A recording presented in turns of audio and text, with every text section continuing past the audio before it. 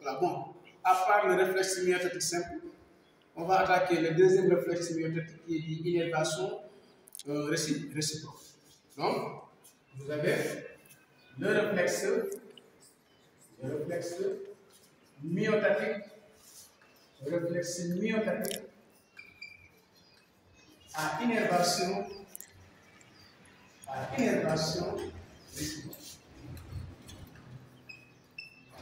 Et ici, quand on dit réflexe myotatique à innervation réciproque, c'est le contraire en réalité de réflexe myotatique simple. Pour un réflexe myotatique simple, vous avez un seul muscle.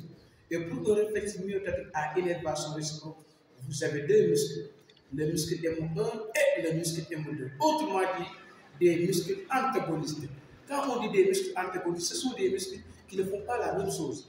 C'est-à-dire, si le muscle M1 se contracte, l'autre muscle se relâche. Donc, ça dépend des caractéristiques ou bien des données de l'exercice. Donc, un élève de terminale doit maîtriser la définition, ce qu'on doit retenir, la définition de réflexe myotatique à innervation réciproque. À part la définition de réflexe myotatique à innervation réciproque, l'élève doit être capable de représenter le circuit nerveux. Tout à l'heure, on va représenter le circuit nerveux de réflexe myotatique à innervation réciproque pour pouvoir donner la définition et expliquer comment se fait la contraction du muscle M1 et comment se fait le relâchement du muscle M1. Donc, forcément, on va donner la définition de réflexe myotatique à innervation réciproque. C'est-à-dire, lors de la contraction, c'est la contraction de muscle. C'est la contraction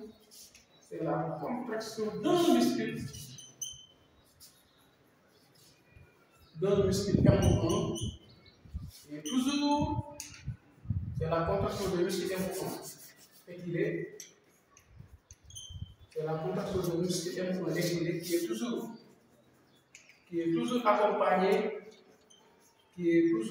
accompagné par le relâchement de son antenne, accompagné par le relâchement de son antagoniste. Par le relâchement de son antagoniste. Antagoniste en réalité, c'est le muscle M12. Antagoniste. Entre parenthèses, le muscle M12. Donc, voici la définition de réflexe myotatique à innervation réciproque. C'est la contraction d'un muscle étiré qui est toujours accompagné par le relâchement de son antagoniste.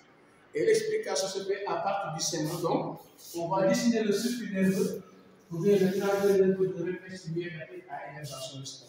Et rappel, un réflexe myotatique à innervation réciproque, le circuit, il est toujours polysynaptique. Quand on dit polysynaptique, parce que vous avez l'intervention de 2 ou 3 synapses. Donc, forcément, on va dessiner, je vais dessiner deux muscles, le muscle M1 et le muscle M2.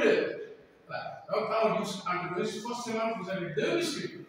Là, vous avez le muscle M2 qui est l'antagoniste. Et là, vous avez ce qu'on appelle le muscle M1. Et à côté, vous avez toujours le circuit nerveux qui est, vous avez le centre nerveux qui est la moelle épinière. Voilà. Il faut dessiner la moelle épinière rapidement. La moelle épinière. Voilà. Avec la substance grise et la substance blanche. Voici la moelle épinière. Côté, vous avez ce qu'on appelle la moelle épinière. Et au niveau du muscle M1, toujours le récepteur c'est quoi? C'est le physioneuromusculaire, le FNM. Et d'habitude dans les exercices, on vous demande toujours quel est le rôle physiologique du physioneuromusculaire. Le physioneuromusculaire, c'est un mécanorécepteur. C'est un mécanorécepteur. Pourquoi le physioneuromusculaire est un mécanorécepteur? Parce qu'un mécanorécepteur, c'est un récepteur qui est sensible à un excitant mécanique. Et ici, l'excitant mécanique, l'exemple, c'est quoi? C'est l'étirement. On avait fait ce qu'on appelle les propriétés du tissu nerveux en parlant de l'excitabilité et la conductibilité. On a mis un excitant. Donc ici, l'excitant, c'est parce que l'excitant mécanique, alors que l'étirement est un élément ou bien une sous-exemple de l'excitant mécanique.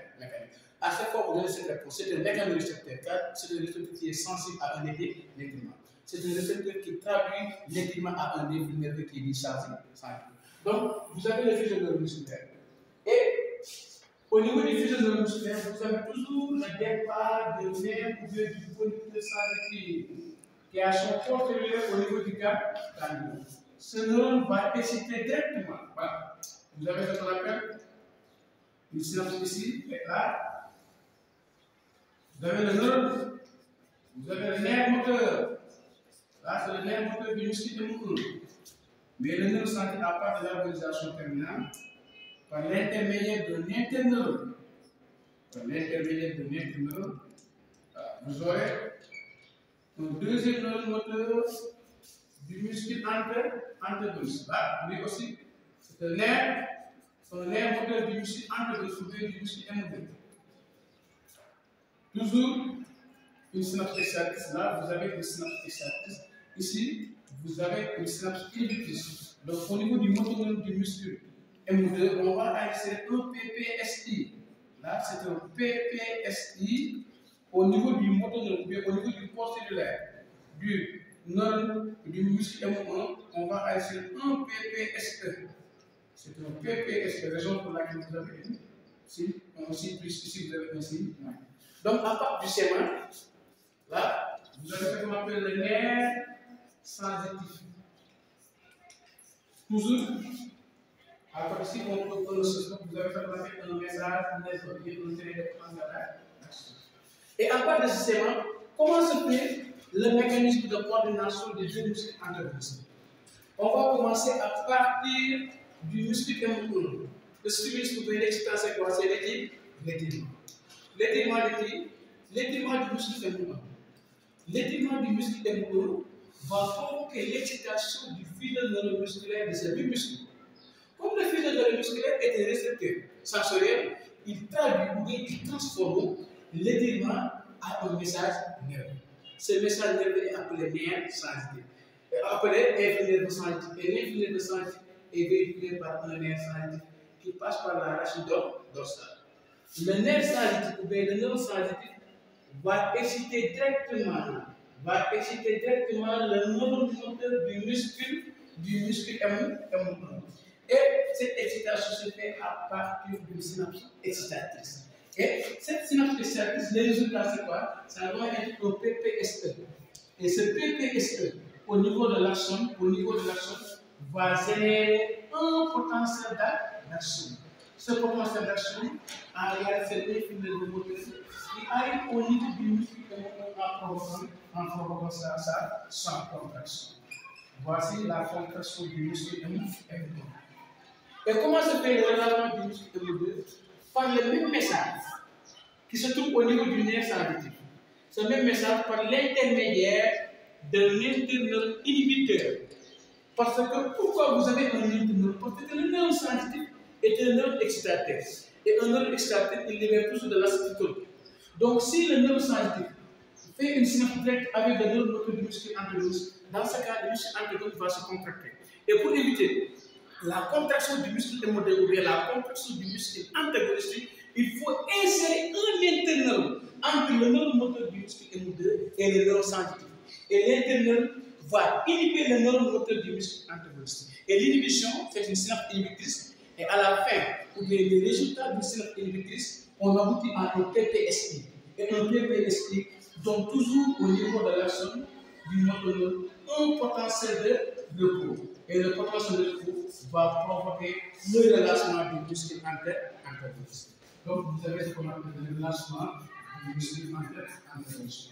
Donc, en réalité, on va vous résumer le mécanisme de coordination du muscle antagoniste.